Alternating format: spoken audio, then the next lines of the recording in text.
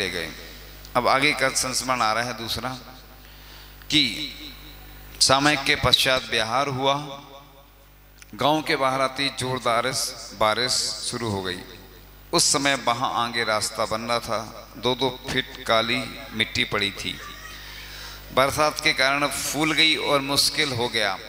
पैर फिसलने एवं धंसने लगे। एक बार हमें भी याद आ रहा है, आचार्य जी के साथ बिहार कर रहे थे। ये पड़ता है रहली के आगे, हाँ, मुहली आदि। तो हम लोग चल ही नहीं पा रहे थे, बार बार गिर रहे थे हम लोग।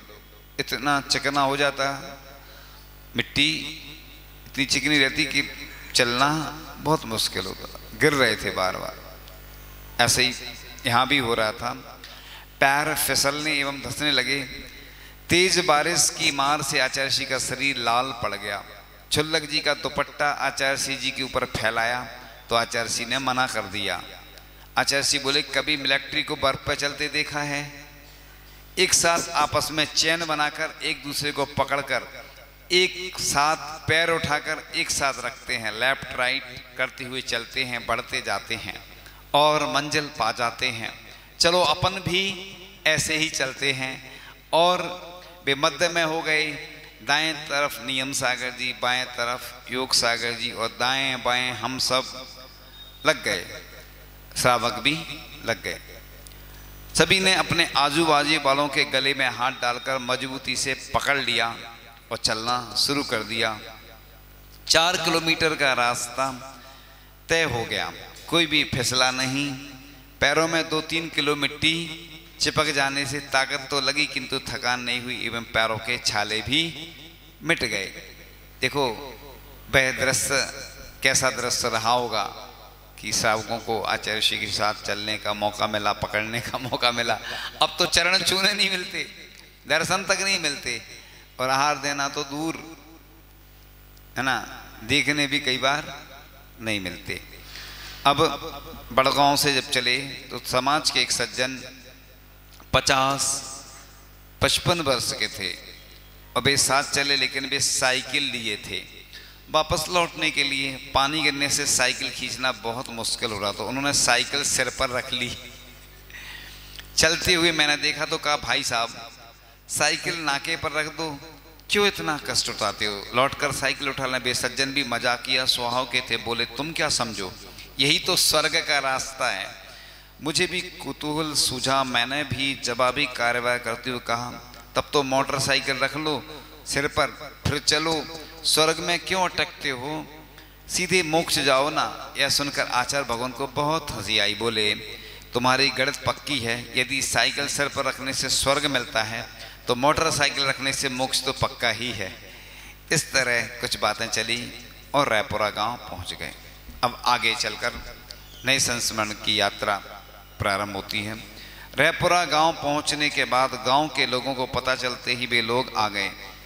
आचार्य जी उनके पीछे पीछे मंदिर गए और पार्श्वनाथ दिगंबर जैन मंदिर के दर्शन कर बाहर आ गए।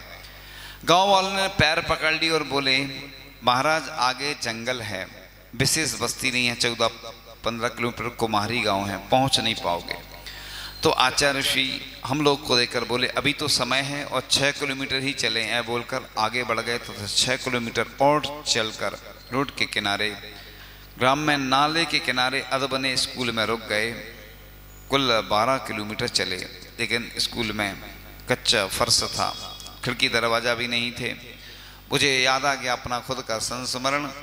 ठंड का समय था, नई नई दीक्षा हुई थी, उस समय बिहार किया। एक स्कूल जैसा था, खुला छप्पर था, तो रात भर ऐसे ही व्यवस्था में लगे रहे, सो नहीं पाए रात भर। ऐसी स्थिति रहती कई बार कि पूरा खुला रहता है, व्यवस्था कुछ रहती नहीं और अब कुछ कर भी नहीं सकते, ऐसी स्थितियां घटित हो जाती।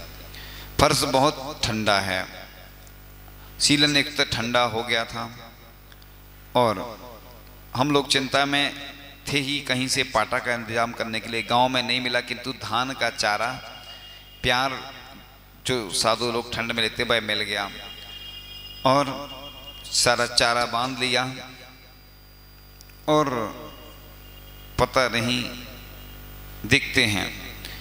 एक यादव जी थे, उनके पास वो कुछ श्रावक दूध के लिए गए।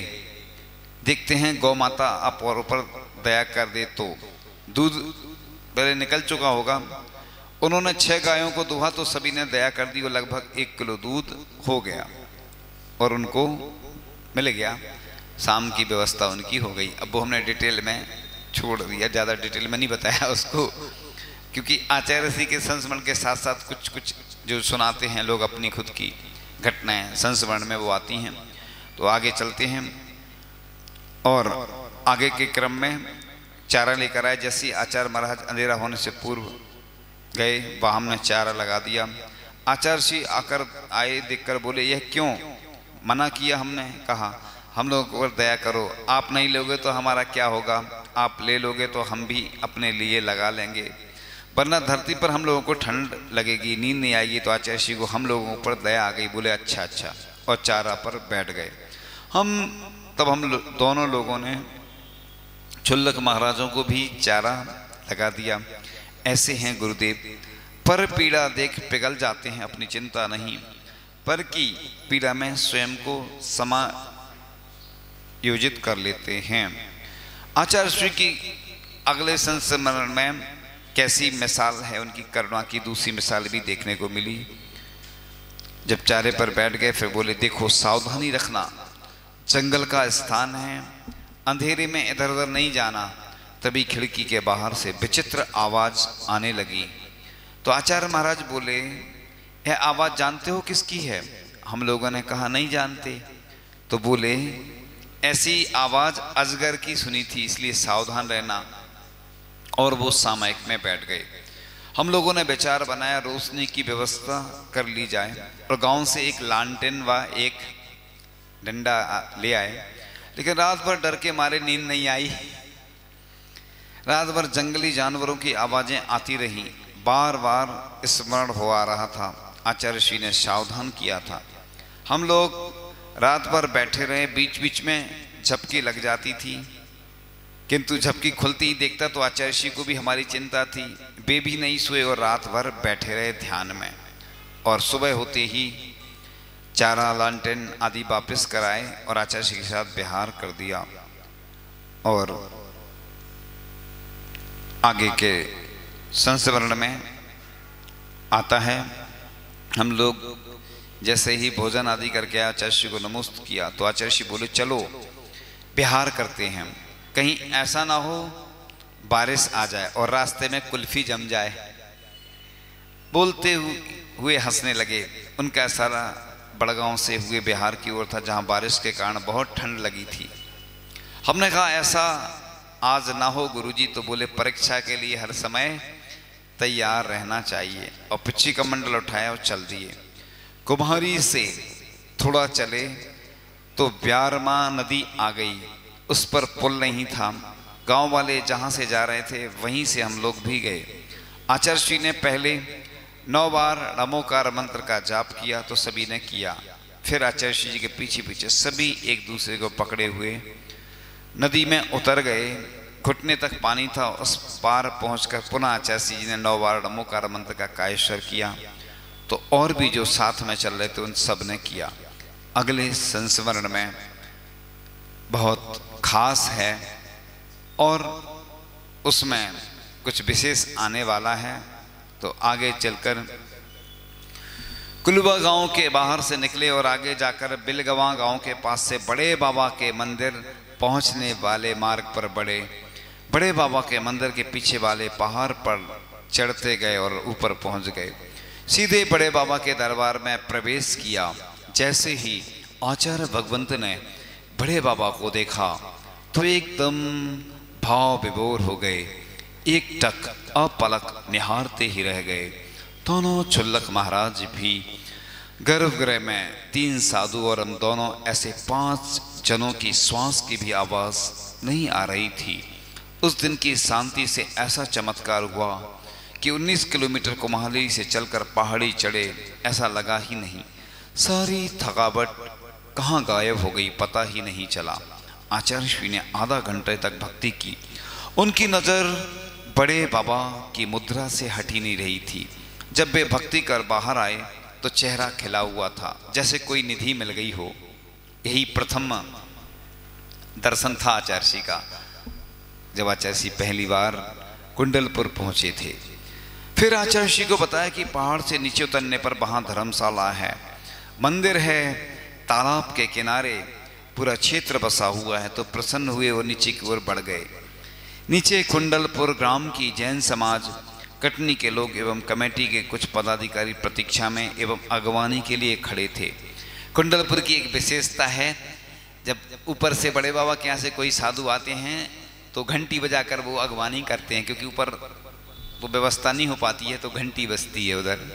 अभी भी कोई साधु ऊपर से आते हैं। प्रवेश हम लोग भी एक बार हमने पीछे से ही प्रवेश किया था, तो कई वर्षों से बड़े बाबा के दर्शन नहीं होते। एक अंदर तमन्ना थी कि बड़े बाबा के सबसे पहले जल्दी से जल्दी दर्शन हो जाए, तो पहुंच गए थे। सबसे चढ़ते चढ़ते खड़ी चढ़ाई है पहाड़ पे, आप लोग तो सीढ़ियों से चढ़ते, हम लोग कच्चे रास्ते से पीछे से जब आते हैं तो वही रास्ता है ये था जो। तो जैसे ही पता चला पीछे से आ रहे हैं तो सभी लोग तालाब के मंदिर के पास पहुंचे। वहां आचार्य श्री को श्रीफल चलाकर नमोस्तु किया, आचार्य संघ को आश्रम में ठहराया। इस तरह आचार्य श्री जी मध्य प्रदेश का कहें या बुंदेलखंड का प्रथम मनोरम छिद्रक्षेत्र कुंडलपुर जी में प्रवेश कर अत्यंत प्रसन्न हुए।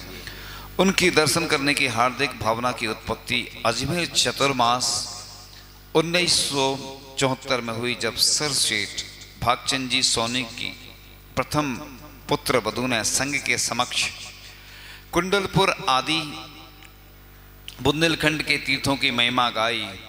और चातुर्मास के अंत में कुंडलपुर तीर्थ के अध्यक्ष पंडित श्री जगन मोहन लाल जी शास्त्री पधारे थे, तो उन्होंने भी आचार्य की चर्या क्रिया से प्रभावित होकर निवेदन किया था कि कुंडलपुर तीर्थ क्षेत्र अंतिम केवली श्रीधर स्वामी की निर्वाण भूमि है एवं बड़े बाबा की प्रतिमा मनोज्ञ तथा सुरम्य वातावरण का मनोरम तीर्थ क्षेत्र है। आप अवश्य पधारें, वहां पर धर्म साधना एवं धन प्रभावना खूब होगी। तो अगर आचार्य श्री को सब कुछ मिला है, ये तो हमारे शब्दों में हम बता रहे हैं कि बड़े बाबा से ही मिला है। पहले संघ में कोई साधु भी नहीं थे, कुछ भी नहीं था, ना आचार्य श्री की कोई यश कीर्ति थी। लेकिन जैसे ही बड़े बाबा के दर्शन किए और आचार्य श्री को बड़े बाबा इतने अच्छे लगे कि उनको प्रतिमा पसंद आ गई, क्षेत्र पसंद आ गया, साधना के योग और 4-5 चतुर्मास हुए, इतने प्रवास हुए। और अभी विश्व का सबसे बड़ा पंच कल्याणक भी वहीं पर संपन्न हुआ।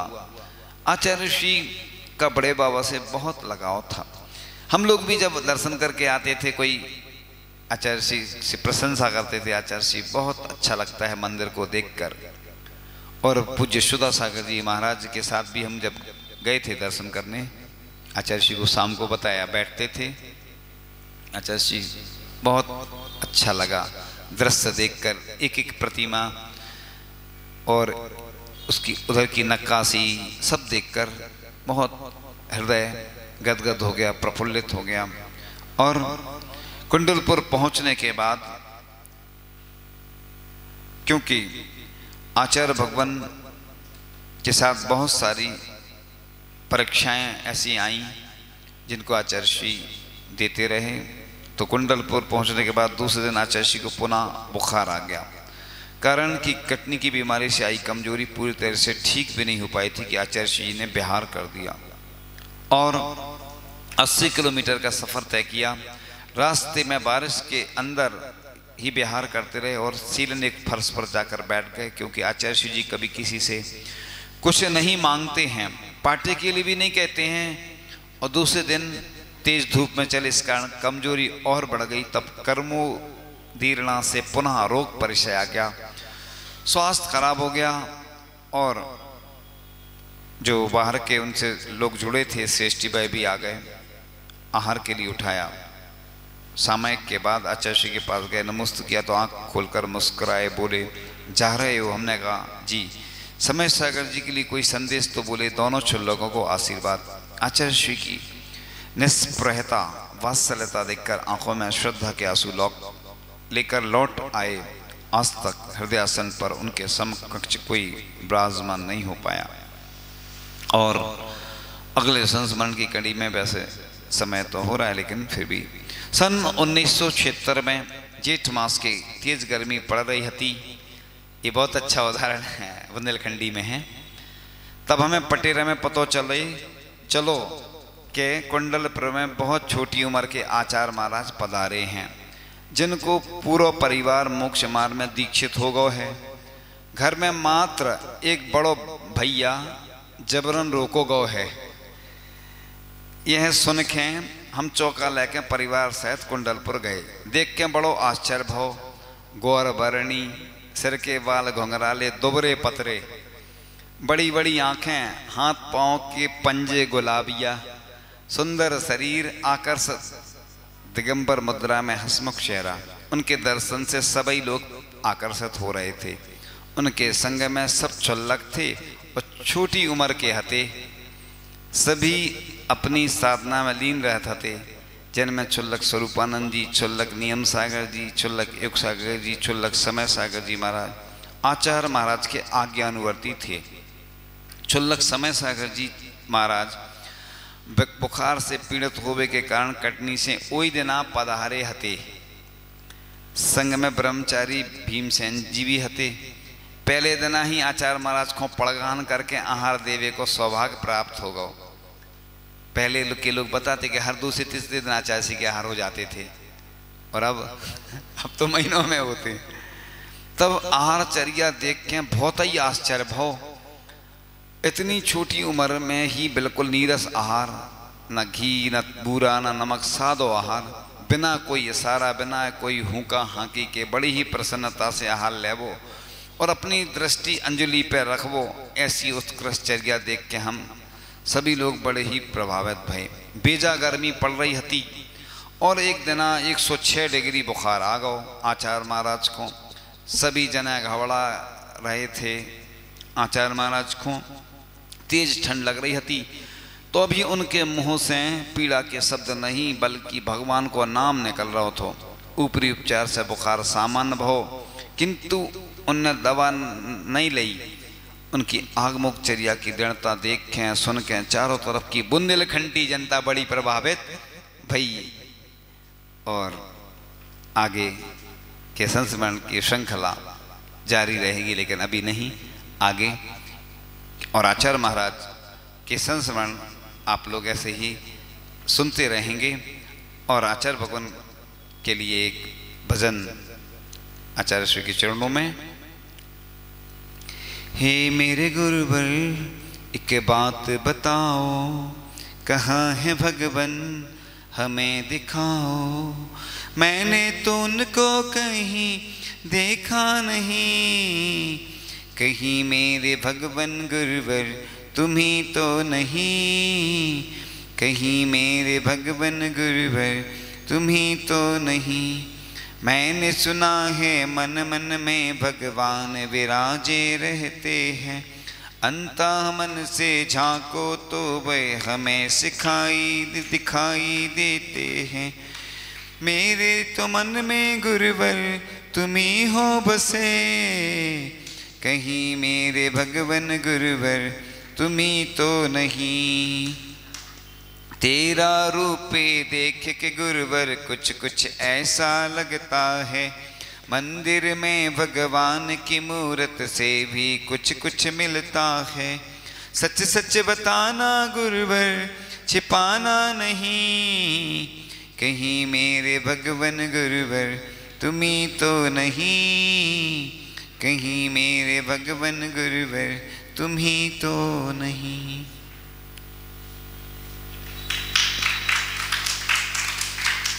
मेरे सवालों का जवाब दो ना।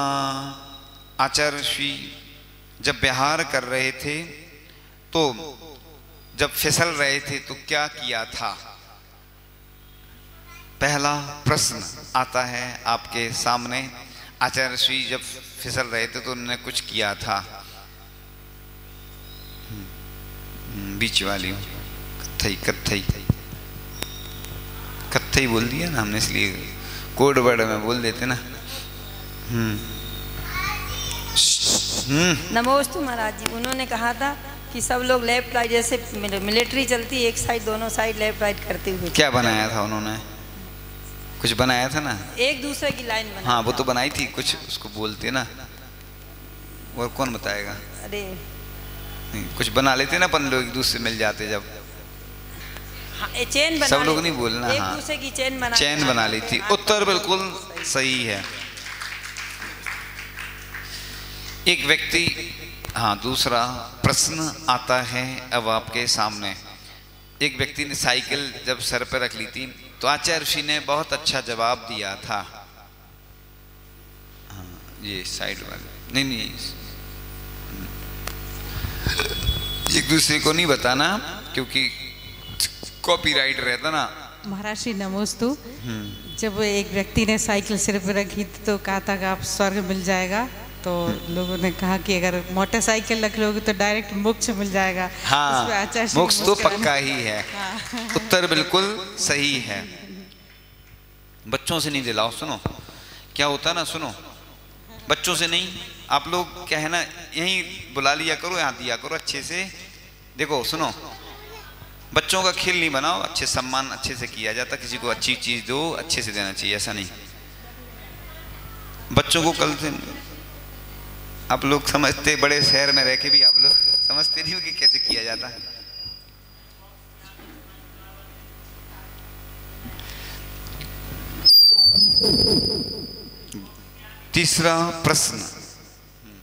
तीसरा प्रश्न आता है आपके सामने।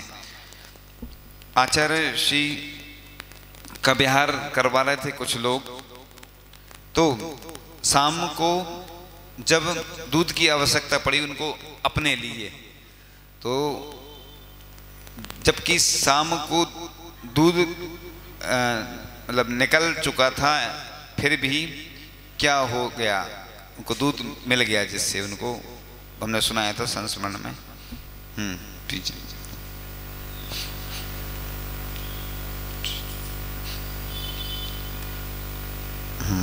नमस्ते महाराज जी। उन्होंने पहले तो दूध निकल चुका था, फिर उससे 5-6 गायों ने हाँ दूध की उनकी व्यवस्था हो गई। उत्तर बिल्कुल सही है, 3 हो गए। चौथा प्रश्न,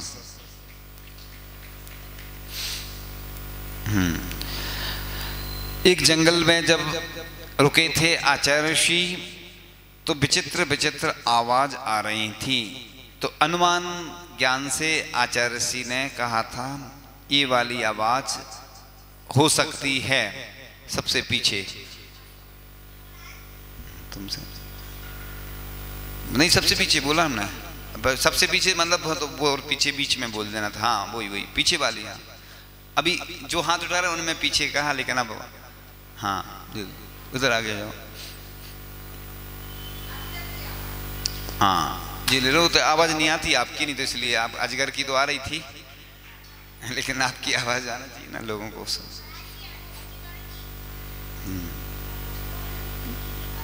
पास से बोलो ना, समझ में नहीं आता आवाज लोगों को। आवाज कहाँ आ रही है इसमें? चलो हो, अजगर की आवाज। क्यों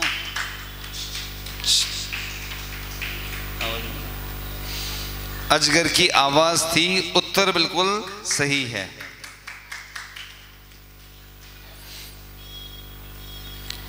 पांचवा प्रश्न आता है अब आपके सामने।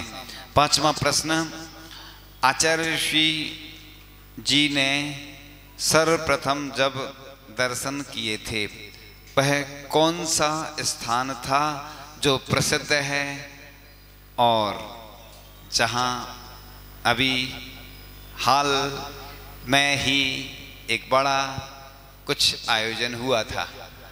अब उत्तर बच्चों से नहीं पूछे, वो पीछे।